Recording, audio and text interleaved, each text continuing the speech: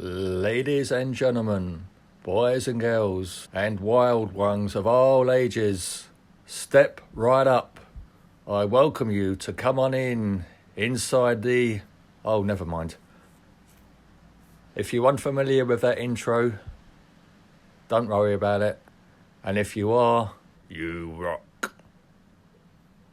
Something a bit different now from the usual rubbish. That's not to say this isn't rubbish as well, but it is a bit different. As you Commodore 64 maniacs will know, there were many great games on the platform and many great composers. Sometimes the music and gameplay both rocked. Sometimes they both sucked. Sometimes the gameplay outshone the audio. In this video, we're going to look at the greatest discrepancy between the gameplay and the music, specifically whereby the music outshone the gameplay. Many games with excellent music also came with decent gameplay. This list is therefore a top 14, which might seem a strange number, but that's my rationale. Somebody suggested not so long ago that I should call it Great Music, Shit Games.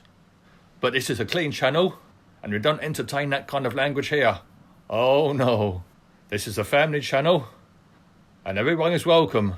That includes little babies, so there'll be no fucking swearing here. Now, I know what you're thinking. When will this spectacular musical extravaganza get underway? To whet your appetite for what's coming up, here's a random C64 demo tune. Well, it's not random really. In fact, it was deliberately selected. But that's besides the point. Ready? Go!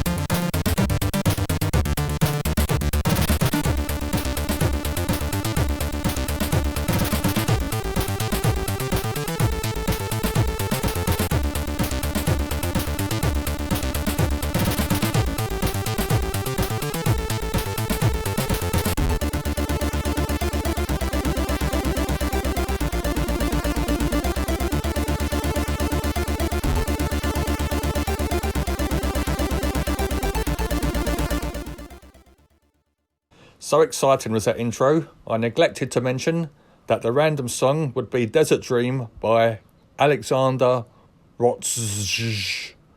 Sorry if I mispronounced your surname there, Alex. Number 14, Total Recall. Released in 1991 by Ocean, $10.99 on tape and £15.99 on disc. Music by Jonathan Dunn, based on the 1990 movie featuring that Austrian bloke. G'day, mate. Let's put another shrimp on the barbie. Is that the film? I'm not sure. Anyway, as for the gameplay, the platform levels at the beginning and the final platform level aren't too bad. Having said that, the screen size is rather small, so enemies can suddenly appear up on you and you have little time to react. However, they are let down by a couple of bloody awful driving sections. The controls on these driving levels are so awful you'd be hard pushed to achieve anything. The Commodore 64 version was originally outsourced to a development team called Active Minds. Turns out that they were quite inactive because they were making a total balls up, and there was a very strong possibility that the Christmas deadline would be missed. Ocean therefore decided to bring the development back in-house once they discovered what was going on with Inactive Minds, and most of the game was redesigned, with this being the final result. Whilst it's not a very good game overall, it must be said that some of the cutscene artwork is quite superb, and Jonathan Dunn's music is top drawer once again. Number 14.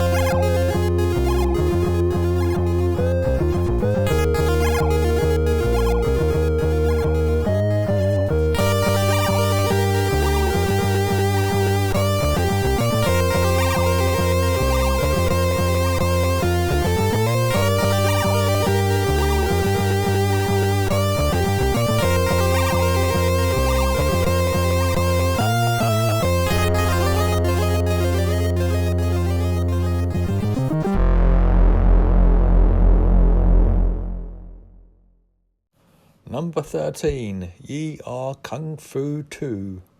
Published by Imagine in 1987, tape only, for £8.95. Music by Martin Galway. I think is it Galway or Galway? I'm going to say Galway. The sequel here is let down by poor controls. For example, trying to perform an upper kick usually results in jumping, and that leaves you vulnerable and can soon become frustrating. Oh yeah, and getting knocked down by a bloke with pigtails, and even worse, some tart with a miniskirt and high heels, is absolutely the final straw. Am I allowed to say that in 2025? I didn't mean it, I was only joking. Before fighting the bosses, you have to navigate 2 or 3 screens of midget fighters. Kicking or punching 3 midgets in sequence provides a tea leaf, and 5 tea leaves makes a cuppa. Pressing the Commodore key drinks the cuppa and replenishes your energy. Where does he keep these cups of tea anyway? Anyway, with the awkward controls, you'll probably, as I did, run out of energy trying to hit the midgets before collecting 5 tea leaves. And without collecting tea leaves, it's 99% impossible to complete the game. Noodle power-ups can be collected for temporary invulnerability, but they disappear after about 2 seconds. For these reasons, it's number 13 in the list. Hey-ya!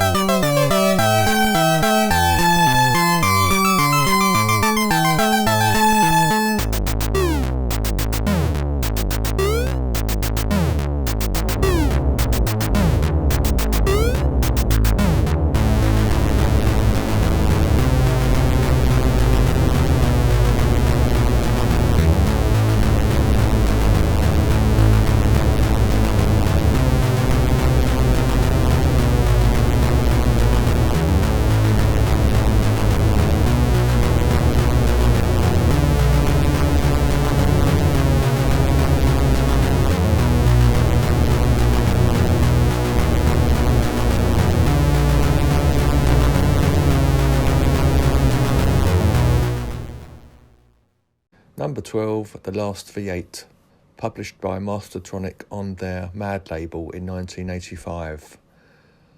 I think this might have been the first release on the Mad label, but could be wrong. Music by some bloke called Rob Hubbard. The Last V8, well, what can I say about this? The controls are absolutely shocking. It was coded by that Darling Butter Maid bloke who later went on to form Code Wankers or whatever they're called. There are 2 levels in total and the game can potentially be completed in 2 minutes, which is great value for money, not. The tune for me isn't amongst Rob's very best, but it is a memorable ditty and the only redeeming feature.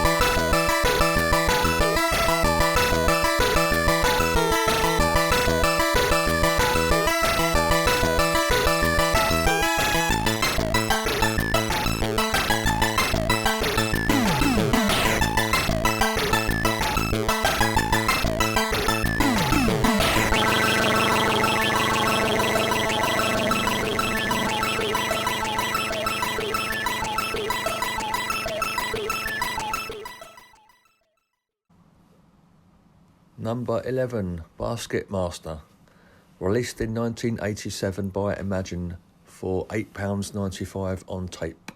Sonics by Jonathan Dunn. Over the years, I've not played that many basketball games.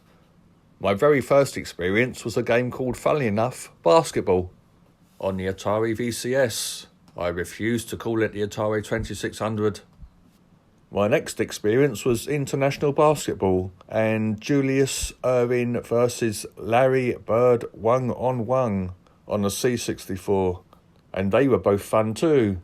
In comparison, Basket Master feels bland, lacks excitement, and really isn't much fun at all. Just looking at that loading screen, you'd be thinking you're loading up a Spectrum game. Not an encouraging start, and sets the alarm bells ringing. More of a foul than a three-pointer, and it should have been a budget release, not full price. There's a couple of audio tracks, they're quite short, but what's there is good quality, especially the second tune. Let's have a look and listen. Time out.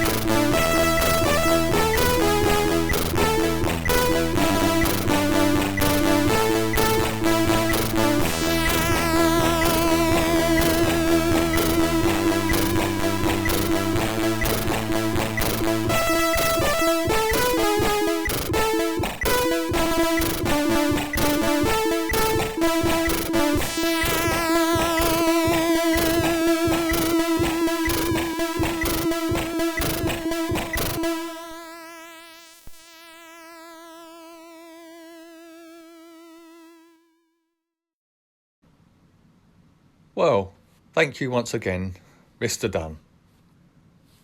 Bomb Jack is one of my favourite ever arcade games.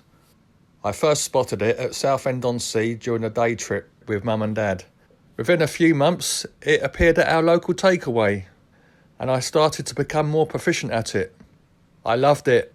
If it were female, I would have proposed. The C64 port was more Fat Jack. My friend had a Specky, and unfortunately, it was a great conversion. They definitely had the bragging rights. For a change. We're talking about Bombo, not Bomb Jack. Get on with it. Yes, of course. Now we move on to number 10. Bombo. Released in 1986 by Rhino Marketing for £7.95 on tape and £9.95 on disc. I still own the original Bombo tape. My main issues are the awkward firebomb placements and enemy movements which are erratic and do not appear to be overly influenced by Bombo's location. Invincibility coins go through the wall and they appear at the same time as the multiplier bonuses. Your character hobbles across the screen like he's got a stitch, poor bloke, and no extra lives are rewarded. Rhino released another game called Z, which also did not award extra lives. Maybe it's something they insist on as a prerequisite. Who knows? I found the game disappointing and uninspiring, much like Fat Jack. But at least it was better than the Specky version of Bombo. I won't say why. Music was composed by WEMUSIC, which stands for We Make Use of Sound in Computers. How wonderful. We Music is officially a collaboration between Ben Dalglish and Tony Crowther. I'd be interested to know about Tony Crowther's input. It feels like Ben Dalglish's imprints are all over this one. All three tunes are great quality. The Egyptian tune is number 100 on my top 100 C64 game tunes. You should check out that video if you haven't already. I might plug it again later.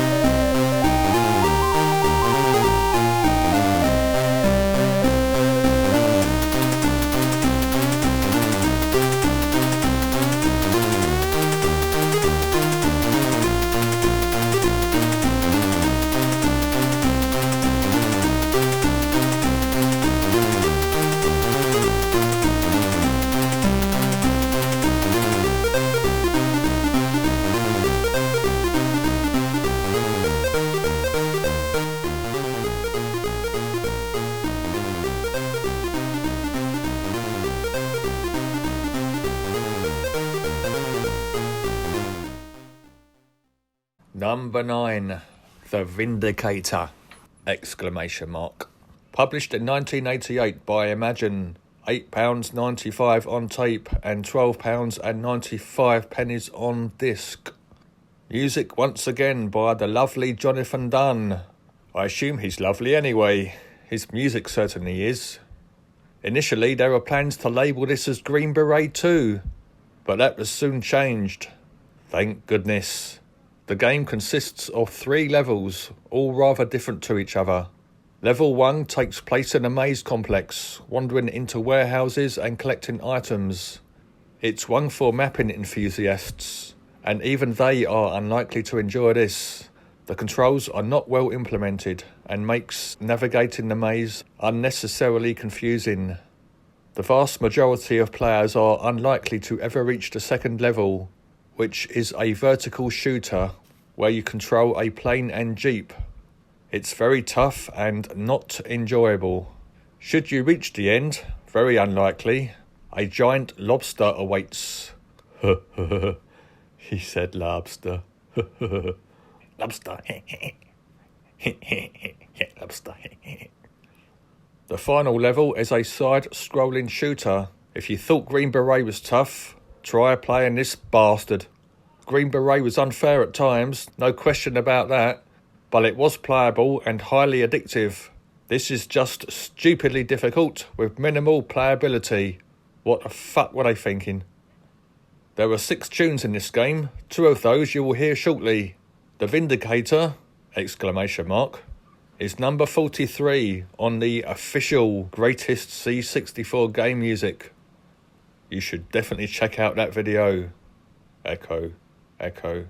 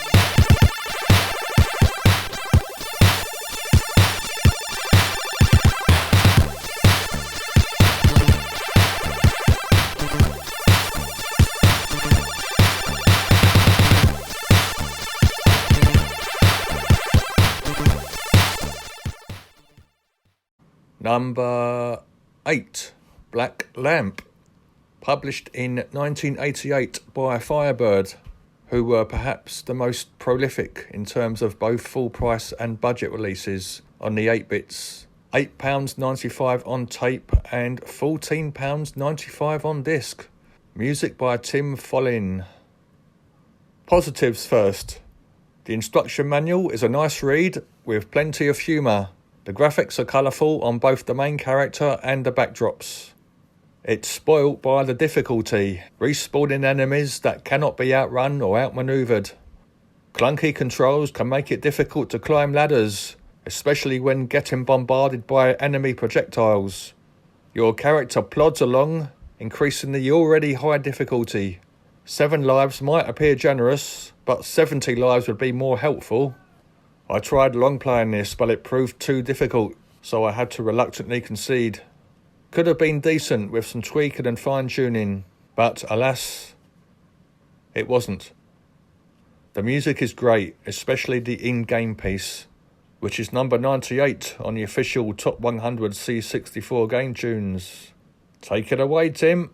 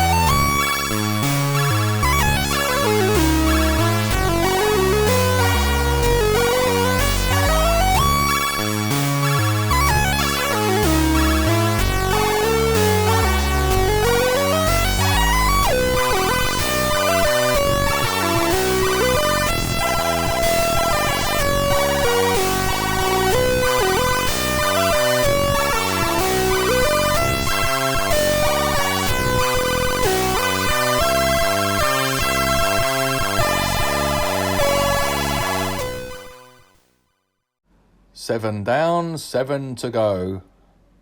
Oh, we're halfway there.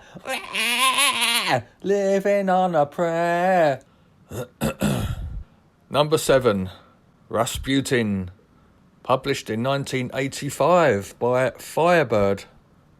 That's their second game in a row now. They're on a roll. Or bagel if you're Jewish. Tape-only release for £6.99 with music by Rob Hubbard. This game is an arcade adventure explorer 3D isometric type thingy. Not much to say about this really. Slow, boring, slow, with monochrome graphics. Everything plods along. It just passes you by. Head Over Heels is my favourite game from this genre. Rob Hubbard's rendition of the Boney M masterpiece is fantastic. Or was it the Cossack dance? Well, let's take a look and find out.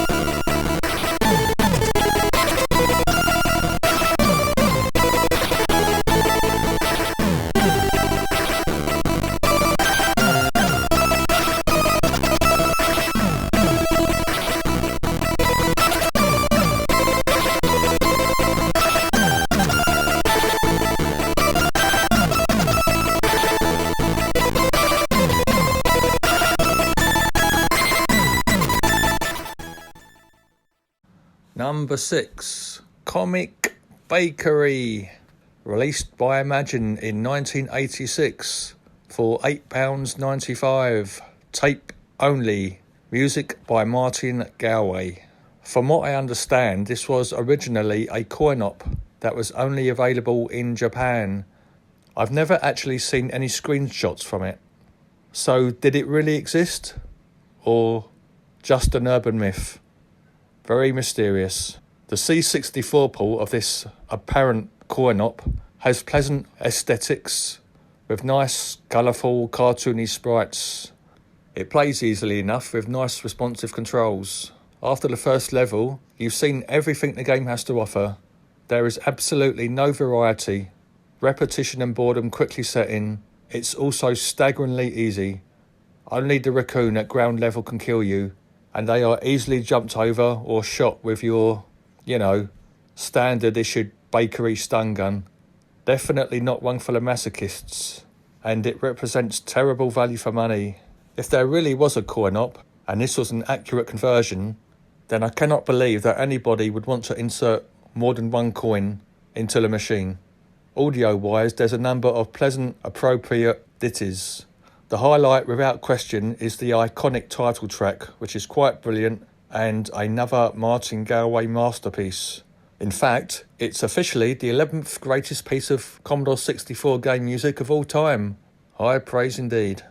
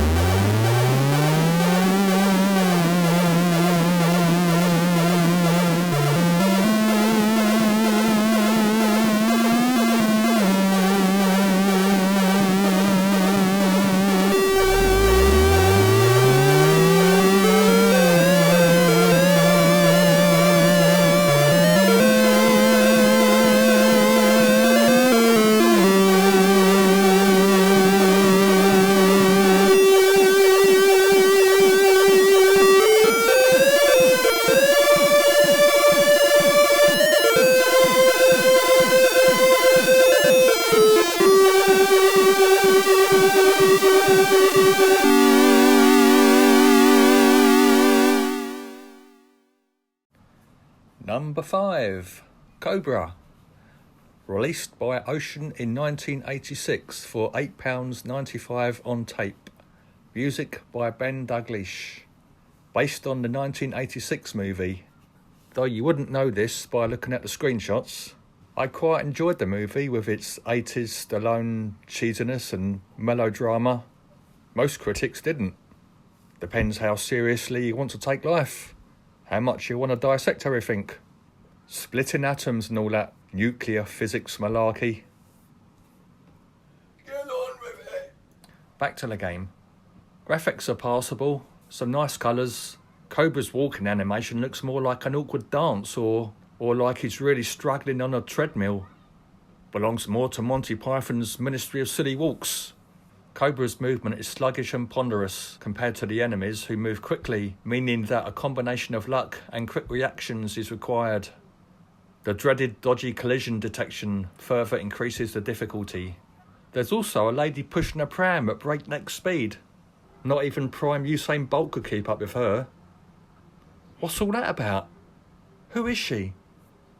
Whilst not completely unplayable, it does feel rushed, and overall is a poor game. It's no Green Beret, that's for sure. Ben's melody plays throughout, and is a wonderful rendition of Skyline, and without question, the standout feature. What do you think about that, Cobraddy? Go ahead. I don't shop here.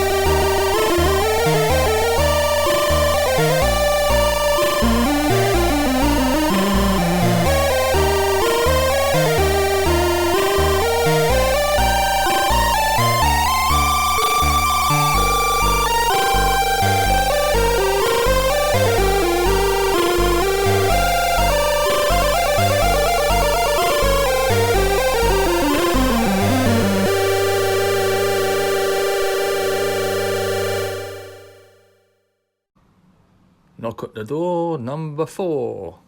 Game over. Published by Imagine in 1987 for £8.95 on tape. Music by Martin Galway. Now, in the summer of 1987, Palace Software released Barbarian, which turned heads with its front cover and poster, and this was no doubt conducive to improved sales. To be fair, it was a very good hack and slasher, so those who purchased it on the strength of the advertising campaign would not have felt shortchanged with the game itself. Fast forward a couple of months, and Game Over was unleashed onto the market. Despite not being publicised by a page 3 model or future Gladiator, the developers decided to jump onto a similar bandwagon with its front cover and loading screen. And surprise, surprise, it sold heaps of copies. The key difference is that, unlike Barbarian, this was not a good game. The female plays no part in the game whatsoever, which makes the advertising blatantly cheap and shameless. That's Shameless, not to be confused with Shamus, a 1983 game by Synapse Software. Don't try and be clever and funny. Nobody's impressed. In fact, nobody's even watching. So get on with it. Oh, fuck off.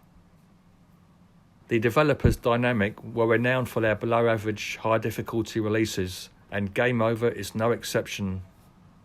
Sluggish controls, your character plods along, yet jumps a distance that even Bob Beamon would be proud of.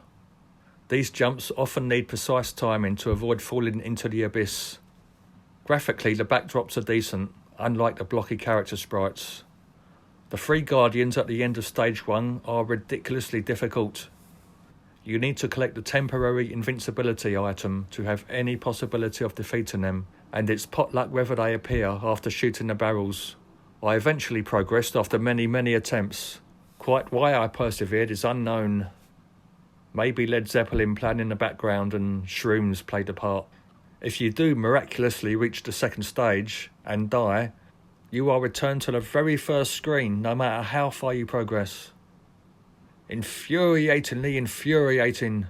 Slow, unfair, uninspiring, with basic sound effects. And to think Dynamic rubbed their grubby hands in glee after the undeserved but predictably high sales, and chose to release a sequel the following year with more cleavage. What a bunch of wankers. Come on, more tits. Mummy, can I have Game Over 2 for my birthday? It's a really good game. The musical score with its sample drums is superb, as you'd expect from Galway, and follows hot on the heels of the more widely known Arkanoid tune. It's probably one of the more overlooked pieces, no doubt partly attributed to wide-eyed gamers of the time being distracted and too busy jerking off.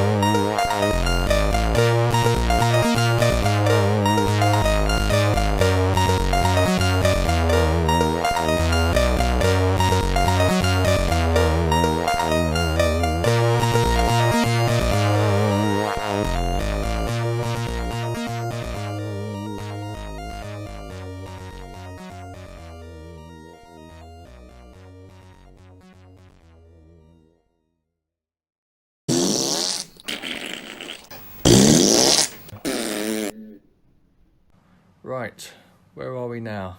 Number 3, bronze medal, podium.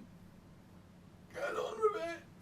You know, does anybody recall a programme called Film Fun from the early 80s? Derek Griffiths played a number of different characters, one of which would frequently exclaim, "Get on with it." Towards the end of the series, this particular character received a plaque after saying, "Get on with it," for the 100th time. That was a great little programme. Making its way onto the podium, Knuckle Busters, or Knuckle Buster, depending on whether the cover is accurate or the in-game title. Either way, it was published by Melbourne House in 1986 for £9.95 on tape. Music once again by Rob Hubbard. Between 1985 and 1987, Neil Brennan composed the vast majority of music for Melbourne House, the exceptions being Gyroscope, Whiz, and this. Visuals are solid. The background colours for the different areas along with the character sprites are all decent enough. My initial frustration, no doubt shared by many, is the difficulty in making any headway. An enemy is beside you 99% of the time, and when defeated, another enemy immediately appears. The only way to progress is by not engaging in combat. The yellow and cyan guards can be passed through, whilst the platforms must be used to avoid the red and green guards, and it's essential to map which door leads to which area. There are 38 areas in total, some small, some lead to dead ends, and others wrap around. Many doors need unlocking, but you can only hold one key at a time, so you must note which barrels contain the keys. Unlocking a door that doesn't need unlocking means you've wasted a key, and since you cannot afford to waste any keys, one wrong move means the game cannot be completed. Because of the necessity to avoid enemies and dart about everywhere, it's kinda boring and lacks substance. Feels more like a running demo, really. Completing it in under 7 minutes doesn't represent good value either, but at least there's a congratulatory message, unlike some of the other crap in this list. It's a poor game, no question about that, but there is some small interest to explore further. For me, it's not the third worst game overall on this list, maybe top 8. The reason it's third is because of the outstanding music by Rob. The title and high score tracks are both excellent. However, the highlight is the in-game 16-minute plus epic soundtrack, which is sensational and becomes increasingly frenetic as the timer ticks down. In fact, the in-game track is number 7 on the official greatest ever C64 game tunes video, which funnily enough is on this very channel. Let's have a listen to all 3 tracks, which collectively total over 21 minutes. Amazing. Ready when you are, Rob.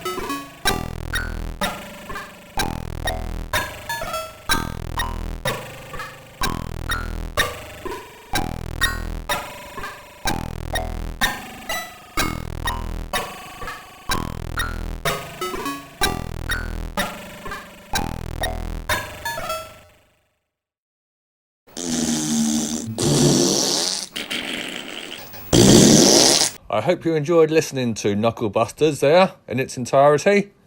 What a bloody marvellous composer Hubbard was. You didn't skip it and jump here to listen to this commentary, did you? I know what some of you are like. Can read you like a book. Right then, number 2. Load of poo. Silver medal goes to Human Killing Machine. Published by US Gold in 1989 for £9.99 on tape and £12.99 on disc.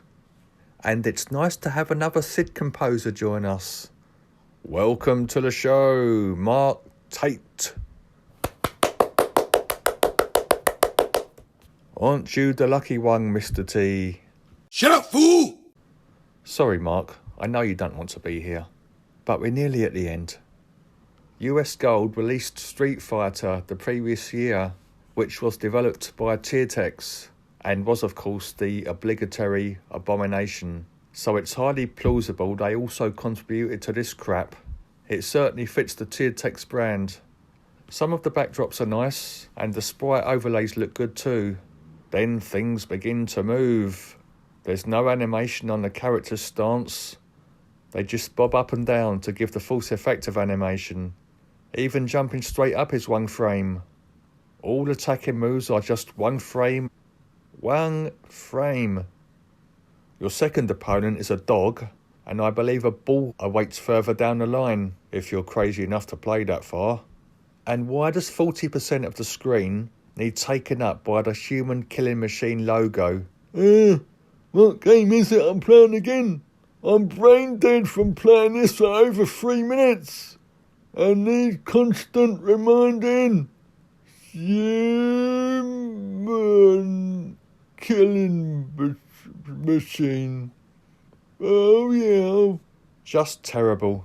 13 quid on disc.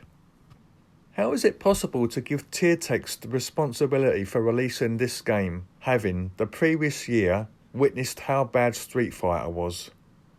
Like, did US Gold say, that Street Fighter conversion was absolutely spot on. As reward, we give our full backing that you'll unleash another gem and C64 owners all over the world will really appreciate it.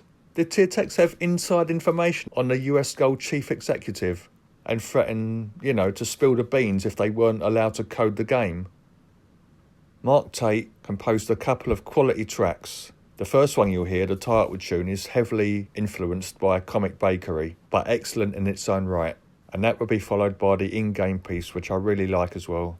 I'd love to hear Mark's thoughts about working with Tiertex. Take it away, Mark.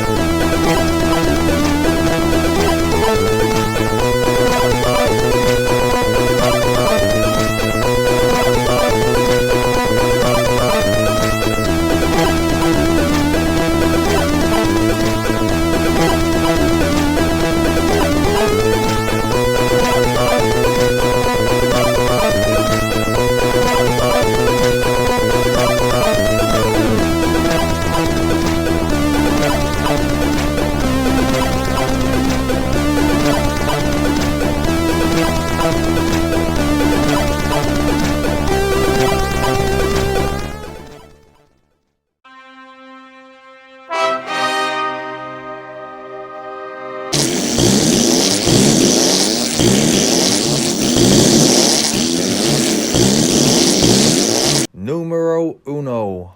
Number one. Surprise, surprise. Another crap Ocean game after they acquired the movie, or in this case TV, license rights. Miami Vice. Did you guess it? I suspect you probably did. 1986. Released on tape only, thank God, for £8 and 95 pennies.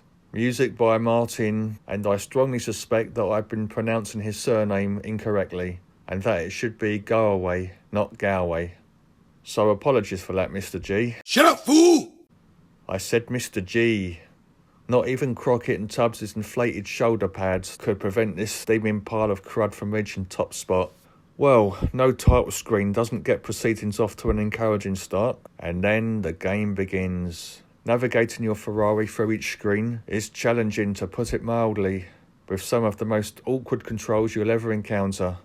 The controls remain the same irrespective of which direction the car is facing, which is unnatural and not at all intuitive. If you brush anything at all, whether it be any part of the scenery or another vehicle, your car explodes. At least we now know why there were so many Ferrari explosions during the mid-80s. After crashing, which, trust me, will happen regularly, you are returned right back to the starting location outside City Hall, rather than the screen where you collided. You must somehow drive to a specific building no later than 12 minutes after the criminals convene there, which is 12 seconds in real time, and apprehend the suspects by interrogating, bribing, or shooting them. Once inside these buildings, you can only see what's in front of you. So, if, say, you're facing left, an invisible enemy could creep up from the right, and a bullet suddenly appear in your back, as if it's not already hard enough. Should you miraculously apprehend the criminal and extract information, you must then drive back to the starting location at City Hall and drop the criminal off, as if you're going to get there in one piece. Honestly, it's so frustratingly unplayable and drab that it would have been preferable if there was no game in the packaging, but instead just a tape with the 2 music tracks. That would have represented better value for money. The very good Miami Vice theme plays on the driving sections, and the exceptional 11.5-minute piece plays on the non-title screen and inside the buildings. The latter was voted 3rd in the greatest C64 game music, and fully deserved. That's 4 games he's contributed to now on this list. Did you know he's now an Uber driver in the US? I wonder if he's based in Miami. Does he drive a Ferrari? Maybe he'll comment on this video. Doubt it though. He probably thinks I'm a nutter. Anyway, big congrats to Ocean and the Miami Device development team.